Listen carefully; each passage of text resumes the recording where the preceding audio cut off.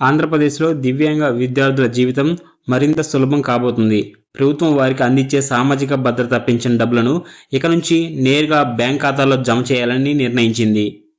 CM Nara Chandrababu Naidu ఈ ప్రతిపాదనకు ప్రాథమిక ఆమోదం తెలిపారు. 2 నుంచి 3 నెలల్లోనే కొత్త విధానం అమల్లోకి రావచ్చని అధికారులు అంచనా వేస్తున్నారు.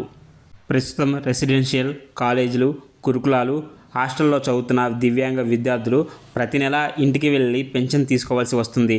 దీనివల్ల తరగతులు మిస్ అవుతూ ఇబ్బందులు పడుతున్నారు. ఈ సమస్యని సీఎం దృష్టికి తీసుకుని వచ్చారు. విద్యార్థులు ఇబ్బంది పడకుండా చర్యలు తీసుకోవాలని అధికారులను సూచించారు. దివ్యాంగ సంక్షేమ శాఖ ఇప్పుడు బ్యాంక్ అకౌంట్ జమ విధానంపై పనిచేస్తుంది.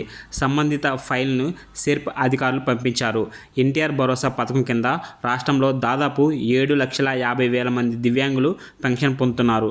45% కంటే ఎక్కువ వైకల్యం ఉన్నవారికి నెలకి 6,000 నుంచి 15,000 రూపాయల వరకు అందిస్తుంది.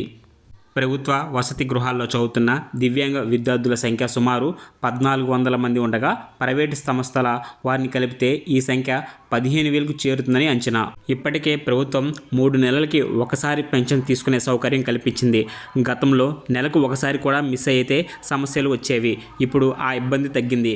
కొత్త బ్యాంక్ జమ విధానం వచ్చాక విద్యార్థులకి మరిన్ని సౌకర్యాలు లభిస్తాయి.